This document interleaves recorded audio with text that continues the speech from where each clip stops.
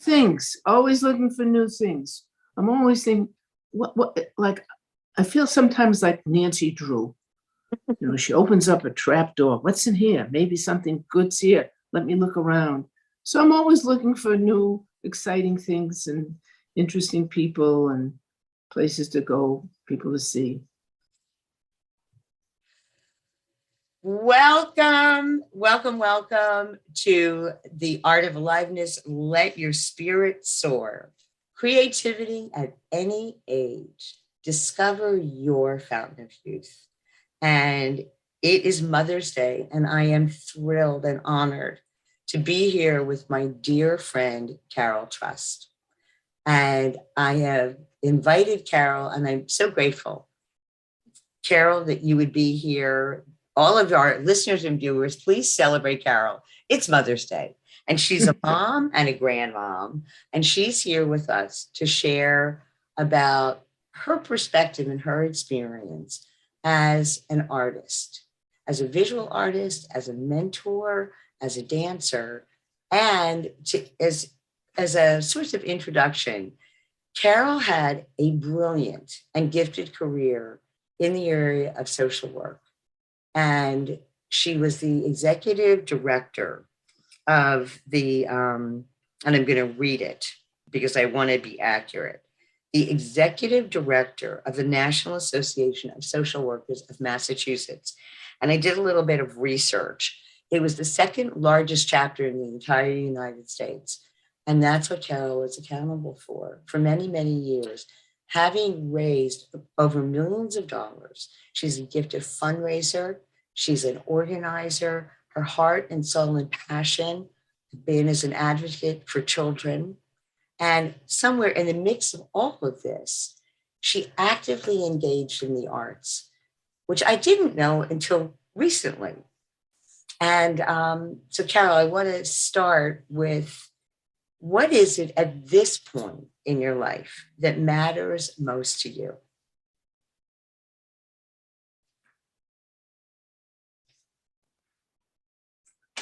Well, as you said, I'm a grandmother, and I have two delicious grandsons, 1 and 3, Asher and Cole.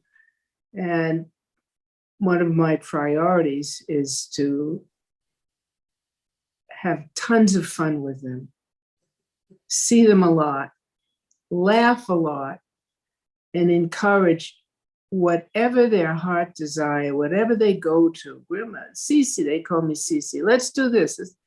Even though I had another agenda planned for our play date, I just follow them around. That's my main priority. Gee whiz, I got quite a few here. Have a great relationship with my husband so that we're partners in whatever we do. How many years have you been married? Oh, I don't ever give answers that have numbers in them. Good. I don't. So more than 2 years, right? Under 100 and more than 2. Perfect. Under 100. Okay. Let's see. Great. And just look for new things. Always looking for new things. I'm always thinking, like, I feel sometimes like Nancy Drew. She opens up a trap door. What's in here? Maybe something good's here. Let me look around. So I'm always looking for new, exciting things and interesting people and places to go, people to see. So I want to invite all of you who are either watching or listening to take note of that. So start to imagine, as Carol and I talk, imagine if you could be with everything and everybody in your life the way that Carol is, which she's with Colin Asher. Cece shows up with an agenda of things she wants to do on their play date. And they're like, no, we want to do this. And being able to graciously pivot and step into the adventure that they want to have. How many of you as adults relate to the people in your environment that way? How many of you are attached to your agenda? You have a picture and you have a plan, and this is what's supposed to happen. This is how it's supposed to go. And you have no freedom to just be in the moment and create magic. That's very much what I hear, Carol. Like your capacity in the moment to be a dancer. You tango with those boys. They lead, you follow. Carol's a tango dancer. We'll talk more about that. But you let them take the lead. And in that, you're also leading and providing a space for those two little guys to have their little spirits in their 1-year-old and 3-year-old bodies soar. And that's a real gift. So thanks for sharing that. Anything that you want to comment about that? Does it capture it for you, what it's like with them? Oh, it's even better than a Bailey's hot fudge sundae with whipped cream and chopped pecans and the cherry on top. It's just a delicious meal. Yeah. And I will add that I can do it with them very easily. It doesn't always happen with my wonderful man in my life because I want to do what I want to do. And it didn't always happen when I was at the NASW office in Massachusetts and I was the executive director. My staff had their own ideas. So it's not always happening, but I got lucky and had these 2 little babies join our family. And it's so easy just to follow with their whims. Yeah. So I always had to add a condition to when I say that being with them is like dessert. Doesn't happen in every setting. Right. But I think, Carol, you point to a whole other dimension of as leaders.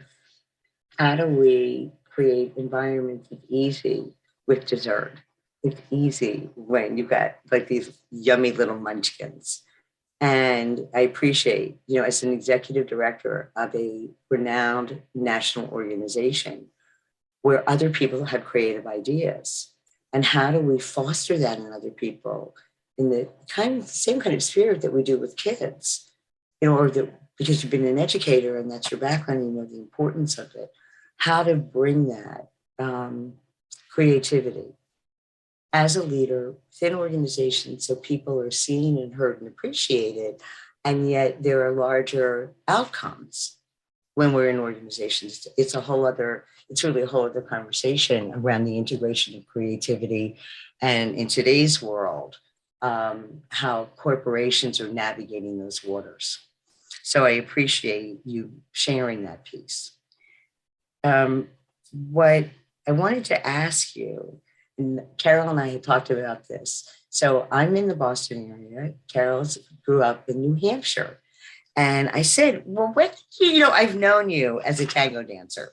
And she and I would do courses together. And she would share with me about having fun to tango. And she had her class. And I don't even remember, were you a competitive tango, a competitive tangoer? Or did you just do it for the fun? Because sometimes competed. It's a social dance for us. No, we're not stage dancers. However, I have a story. Okay, good. I love stories.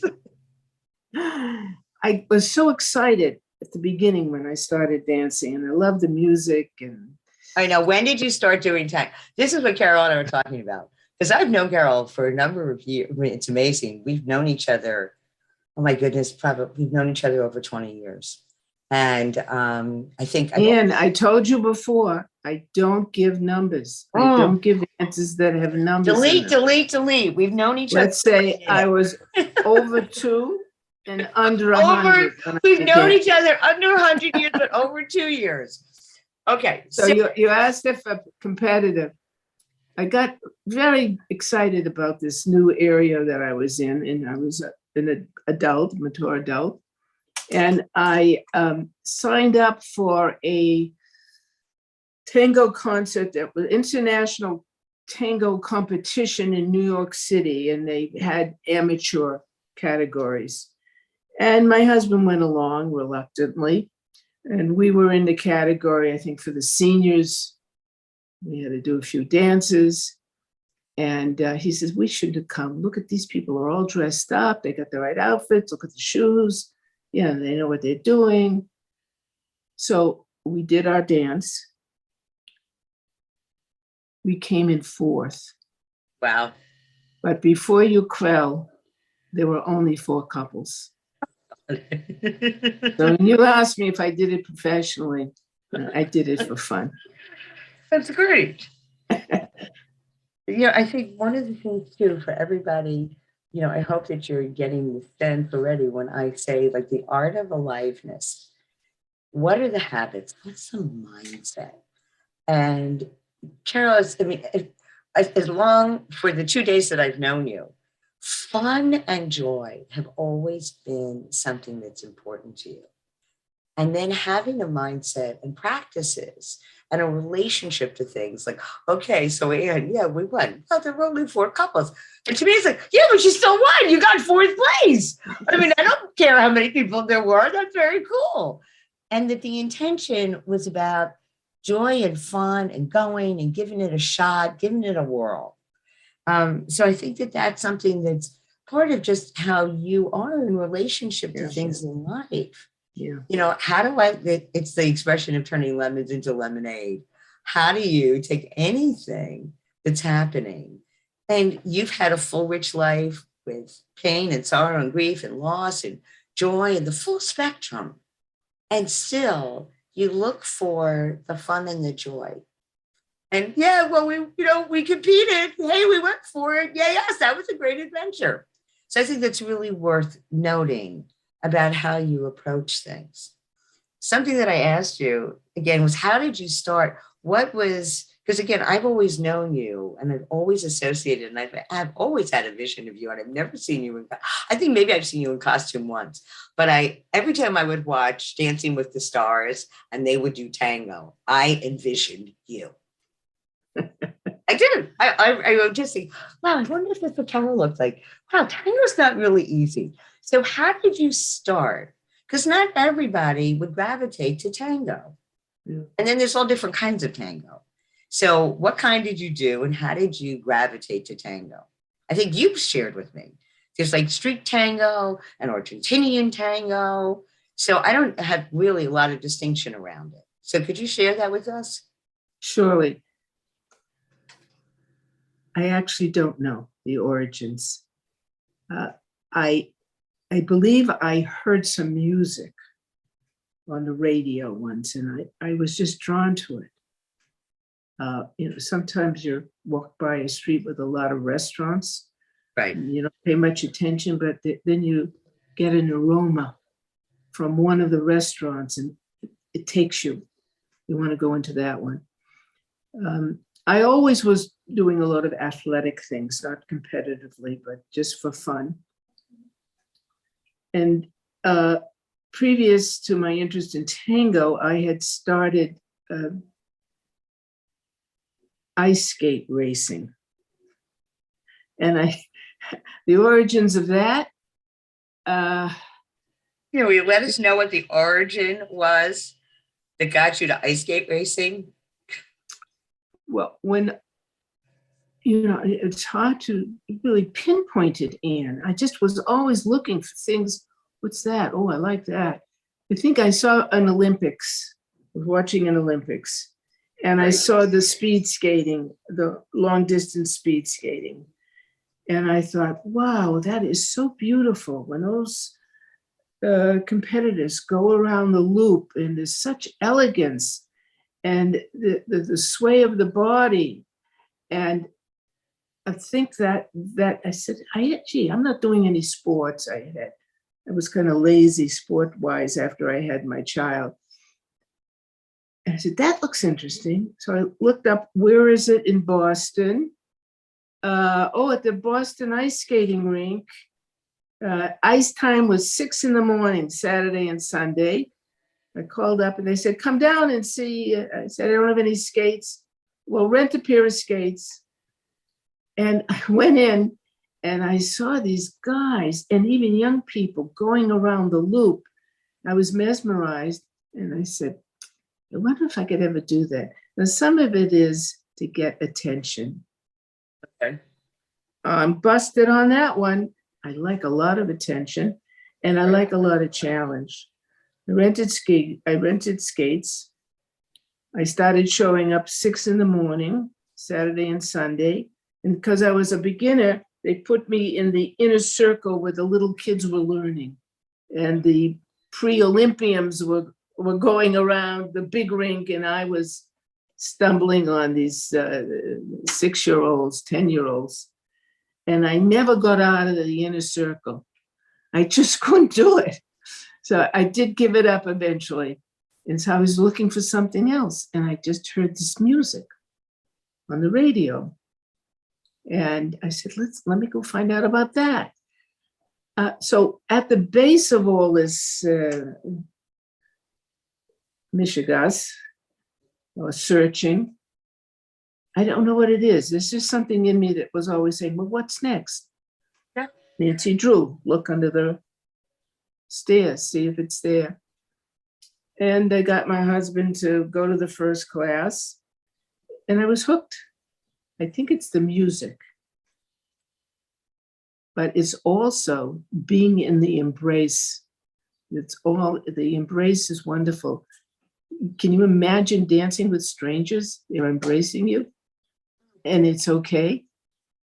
So I think that's how I got in. And we are social dancers. We are not competitive, except for the one time when we came in fourth. I want to go back to, so first of all, thank you for sharing the story about the ice skating, because I can visualize you as a grown-up woman, ice skating with people that maybe were not the same chronology as your daughter, but close to it, and to be in that inner circle, and that generational experience of being a grown-up skating around with a bunch of 7-year-olds who may have been future Olympians. I just think that aspect, and then when you talk about being with the kids, like that's all part of, to me, there's a lot of adults who would take on something new and they would be hesitant to go and skate around with a bunch of peewees or embarrassed, and they would be stopped by it. But that's all part of your spirit. It doesn't, you don't make it mean anything. It's just like, okay, great. And I love when you said, and I never really got out of the inner circle, so it's not going anyplace. So I just acknowledge you and appreciate your spunk and your spirit, number one. And say a little bit more aside from the music, because there's something, I'm curious again, because I don't tango. And my dance was always as a modern dance or jazz or ballet, which was not, there was partnering. But if you look at those disciplines, less modern dance, but certainly in classical dance, the role of the men and the women, and the men were there as a vehicle. To me, they're there like a lever to lift you up so you can be up there and be on high and be beautiful. But it wasn't sensual. And I think that's what I think about with tango as a form of dance and ballroom, under that umbrella. So can you comment about that? Because I would think it's got to be in there someplace, because it's hot. Of all the dance rooms, tango's really hot, Carol. Like all the subjects that we're discussing, there are many reasons. Yeah. There's no one right one, and each person has got a different reason. I love the music. Oh God, it's really delicious. It can be mesmerizing. But what I remember is being connected. The first class I went to was with my husband, and the couple that was teaching said, put your arm around, and this is the embrace, and come close. And I was even hesitant to do it with my husband because there were other couples there. So you do need to get beyond the self-consciousness of connecting with another person, because then we had to change with the other couple. And in some ways, it's a surrender. It's not a sexual one, it's not a sensual one, it's just a way of connecting. And I like that. I like the connection, because I'm an independent person. No one's going to tell me what to do. My mother said, go clean your room. I said, I'll do it, but I don't like it. And you know, all these resistance, all these adolescents, you know, I hate you, Mom. By the way, can you take me to the mall? You know, there's very different responses. I didn't want to touch the sky, but the teacher says, come on, this is about connection. So it was the connection, it was the music, and then it took many years really to enjoy it. It was always a question, am I doing it right? Maybe I'm too fat, maybe I'm too thin, maybe I'm too tall, maybe I'm not, should be shorter. All those self-doubts creep in as they do in our life. But just stuck with it. I just felt I'm going to be able to do this where I love it, not just where it's a task to accomplish something. And the music really captured me. Yeah. I want, you know, I think we all have self-doubts. And I wonder, you know, and again, this is part of this exploration, that we're in the space of the arts, whether it's as a writer, you know, because I mean, I think of the arts in the classical sense of whether it's dance or visual art or music or writing, that whether we're, you know, there's a fundamental, especially as dancers, is there a fundamental aspect of perfectionism, especially when it's a disciplined expressive form, that drives up the self-doubt? Am I getting, you know, there's a right way. Your foot should be here, your legs should be there, you know, and I mean, all of that, there's a posture, no, your arm, you know, and this is like when we watch Dancing with the Stars and the critique when they're doing a tango. Well, your arm's a little bit out of alignment and you need to bring it in here. You know, so how much do we choose it or does it choose us? It's just as you're saying, because as I'm talking to artists and all different kinds of artists, how do we overcome the self-doubt and the insecurities and those worries that are not necessarily externally imposed, but that we impose upon ourselves, and at some point get to the point of freedom where we can be in the joy of the music, of the connection. Mm-hmm. And it's not something that I have an answer for, or I'm even, you know, maybe something that you have a comment about. But it seems to be a common theme, and that's part of the journey, especially with artists. You know, and I think about times when I talk to people and they say, well, do you ever like worry? I said, quality of it any good? And they go, all the time. And then it's like, okay, so how do we get out of our own way? And you said, I just kept going. I just kept going and I kept staying engaged. Yeah. Well, I'm thinking of two elements that contributed to my sticking with it rather than dropping out because I felt so awkward and self-conscious. One is the teachers. You get a teacher to say, hey, this is not easy, but you're going to get it. Just very supportive, demanding, firm, forgiving. And so the teachers, and there was something else. I have an interest in getting to the next level of whatever activity I'm doing, whether it's a physical activity or artistic. Get to the next level. And there's another thing that kept me going, which I can't remember, but if I remember it while we're talking, I'll cut in because it's very important. I just thought about it. I'll always feel the self-doubt. I think even masterful people who have, you know, achieved the highest in their art, they just turn down the volume. It's always going to be there. It just doesn't dominate your practice. Even Olympic champions, after the medalists win, they go into the locker room with their coach and they look at the video. Here's a gold medal Olympian, and they look at what the winner did, and the coach is saying, you see here, next time we want to kind of sharpen that little, and your response is going to be quicker next time. So even Olympians have self-doubts. They need a great coach. You just turn the volume down a little bit, and everyone can do that. So those are two of the elements that contribute to my keep going. So you bring up just an extraordinary point, by the way, that having in today's world, to me, I'm a coach. You coach people. You've been coaching people for years. You may not have been called a coach. You had a lot of different labels for it, and not to downplay coaching. I think what coaching points to is that part of what allows for the expression and expansion of our creativity is not doing it alone.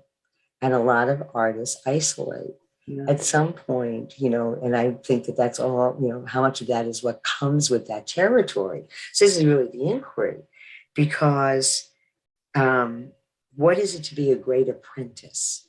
That's kind of in the traditional model. Every great artist apprenticed. They trained. They had a mentor. They had a master. They had someone outside of themselves who could support them in their expansion and their greatness of expression. They didn't do it alone.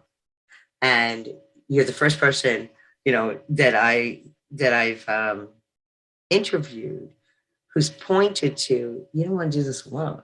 Yeah, great teachers are really important. Being in the community of other people where you're getting encouragement. And I think that isn't how artists necessarily think, especially in Western art. After the Impression, prior to Impressionism, everybody was apprenticed. Every great artist that I can think of, at least in the Western traditions, they were always in the school of. So it was a different kind of model. And then this fierce independence and expressionism and all of the movements, being somewhat superficial about it, but that's my recollection of it. And you're pointing to what is allowed for your joy is having great teachers, having community around you, and your own. And I love what you just said about Olympic athletes. And there's lots of quotes about Michael Jordan, that they were always looking not for what was wrong. An Olympian doesn't look, a gold medalist had a gold medal performance, but they're still looking for how can I fine tune? What's the nuance? They've already made it. That's what I hear with that analogy. Mm-hmm. To be in that space, you've already arrived. And then beyond that, what's the fine tuning? For no reason other than you can. Not because there's anything to prove. And that's an access. I think that's the unabashed, when I used to work with kids, they were in the model of having to prove something. And to be able to just get to the joy. I remember one little guy who literally thought he had nothing to create, to say he made an airplane out of popsicle sticks. That was a gold medal for him. It was such a point of achievement. He knew himself differently. And then we could go back. And then it's like, okay, well, now you did, wait, now where are we going to put that airplane? And then we created the next adventure because he needed to have an airplane hangar. So thank you for bringing that, because there's something in the spark and spirit of that. And I think it's a good transition because Carol has the most amazing sense of humor. And she takes classic works of art. She's Mr. Calling, in my opinion, because she could absolutely be on the stand-up comedian, the stand-up comic circuit. She's absolutely hilarious. She is sarcastic. She's brilliant. She's got the most extraordinary wit. And she takes classic works of art and inserts herself. So any of you who are watching or listening know Whistler's Mother. I don't know that Carol has done her version of Whistler's Mother yet, but imagine Carol Trust as Whistler's mother. And it's amazing to me. So I don't know, what was the source of that? And how did I would love you to share with us about being a docent. So why I wanted Carol to be with us today, because you're such an inspiration. And I don't know a lot about that and what that took. And then with COVID, not being able to provide that. So we talk about both your crazy artwork, I'm going to call it your Whistler's Mothers, and the whole adventure of being a docent. Just two questions. What was your muse of the inspiration for doing your adaptations? I think there is one of Nefertiti. Carol did this amazing. Oh yeah, a ton of fun. I was cruising the internet once, and something caught my eye. Getty Museum. This is when the pandemic was developing. Put out a challenge because the museum was closed for people to do some art parodies, where you take an original piece of art and the instructions were only use stuff that's in the house. Don't go out and buy a costume. Don't buy anything. Everything has got to come from your drawers, your kitchen, your cellar. And they showed some examples and they were hilarious. I thought, wow, this is so great. And I have a big closet. I've been collecting stuff for many years. I didn't know where to start. I asked my husband. I have a great husband. I complain a lot, but man, am I lucky. Photography is one of his hobbies. I said, look, Barry, you shoot me and I'll pull out the original artwork from the internet and shoot me, see my parody, my representation. And he said, sure. God, I love it when he says yes. And we started doing it. And then he started getting ideas. He said, why don't you do Mary Cassatt at the opera? In her opera, it was very complicated. I said, I could never do that. That there's too many pieces to it. You don't have the background. It's got to be in the house. He says, oh, we'll find a way. He got excited from his own artistic interest. We put together about 5 or 6 for the first series. And then I needed someone to know how to do Photoshop. Right. I put the original next to blah, blah. And I asked one of my colleagues at the museum, one of the other volunteers, you know how to do this stuff? She said, oh yeah, that'll be fun. She did it. The first series came out. I sent it out to tons of people and I got great feedback. And that fed my need to be admired and to be adored and to be noticed, all that junky stuff that we're embarrassed to talk about. So, and I've been doing it since, particularly in COVID, because I couldn't get to the museum. So I have this nice collection. I have a series 4 that's coming out, if I can find my Photoshop person. It's just a ton of fun. And again, the acknowledgement does mean a lot for me. And then you asked about, oh, by the way, docent is a passé word. We're not using that anymore at the museum. It may be considered a little snobby, too classy. We're guides now, which is fine with me. I was retiring a few years ago. No numbers. At least 100 years ago, by the way. Yes. Under 100. Under 100.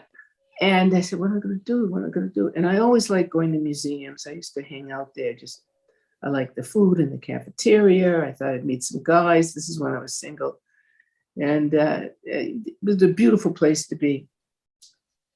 And one of my high school colleagues told me that she was this, not docent, guy at the visitor's desk. She said, it's really a lot of fun. Why don't you try it? You're retired. On a whim, I applied. I know very little about art. Since then, I've grown in the art industry in my mind. And I think it was the interview that got me in, my personality. I don't have a lot of knowledge, but my presentation is great about what I don't know. It's so great.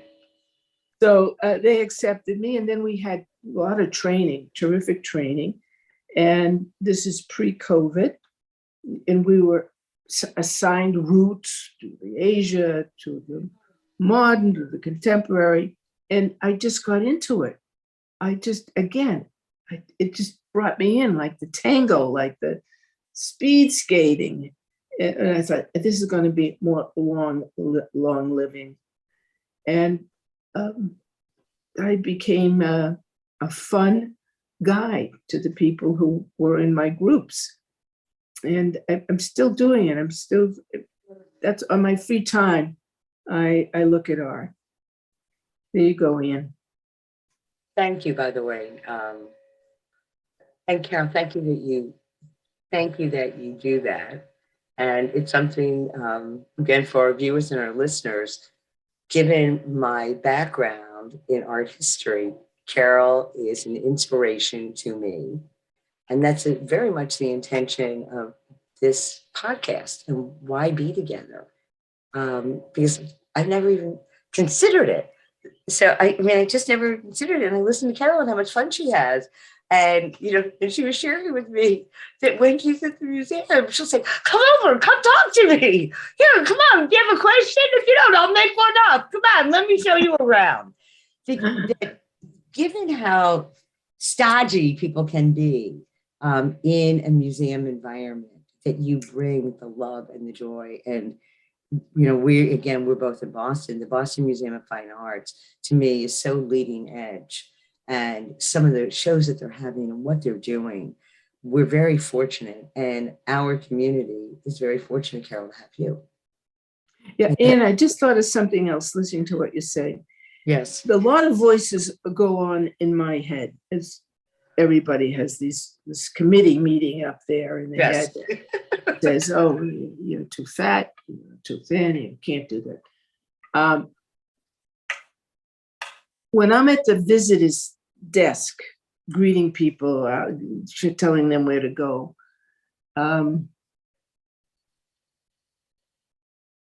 sometimes they'll, we just need a map. Oh, here's a great map. We're okay. We don't need directions. But please let me give you something. Yeah, and if they really insist, oh no, we're okay. I think it's people's natural, and mine as well, tendency not to look stupid, not to be weak, not to know. Oh, we can find it. We'll be okay. And that museum is confusing. Yes. So that's a kind of a psychological element in all the things that we do, whether it's art, dance, thinking, watching TV. No, I can get the station. You don't have to help me with the clicker. I know how to use the remote. To quiet that down, know it's there. There's a saying that you and I both know, that which you resist persists. Right. Let people help you. Be an open space, and that means you're vulnerable, because you could be called stupid. You think you're stupid. You should know this. But being vulnerable is such a gift. Embrace that, being vulnerable. I just don't know. Yes, please help me. You keep stimulating me to thinking these things in. Thank you. You're welcome. You're welcome. So Carol and I could, we could just stay on forever. And I wrote down what you just said because we're going to wrap up. And what I wanted to ask you, I have two questions. One was, if there were a piece of advice or a message that you would want to give to our listeners and viewers, and that's to our peers, whatever, your children, your grandchildren, your great grandchildren. My intention is that these conversations actually do impact generations to come. I'm kind of have a visual of being back in the ice skating rink inner circle. Like those kids will not forget that there was this grown up who was there. We don't think of it this way. There was a grown up that was there tooling around with them. So if there were a message, what I wrote down, so I'm going to read it back and see if this captures that or if there's something else. So what I wrote down, if there were a message, not just the only or a tip, be an open space and let people assist you. Embrace being vulnerable. It's a gift. Is there any other message you would want to leave people with, like a tip? Because that's a really great one. Talk to strangers. Okay. Great. As a beginning, really test yourself. Be in embarrassment. Be in worry. Be in they'll call the cops. Just try talking to strangers. That will be a start of your spontaneity and being in possibility. The end. Sure. Oh, I finished. Okay, good. Because the next question was, if there was one thing that you could tell our listeners and viewers to do as an outcome from being with us and listening to this podcast, what would be one action they could take within the next 24 hours? And there it is. Go talk to a stranger. Find a stranger to talk to within the next 24 hours, and your life will transform. We guarantee it. Thank you for joining the Art of Aliveness Chronicles with Annie B. I'm Ann Borow-Lawrence. Join us next time for more great interviews with inspiring artists, all backgrounds, shapes, and sizes, where we will be investigating just what is it that keeps people alive, vital, and vibrant in mind, body, and spirit throughout their lifetimes. If you enjoyed this interview, please share it with your friends. Please like the podcast series, and please do subscribe. With much love and gratitude, and see you the next time.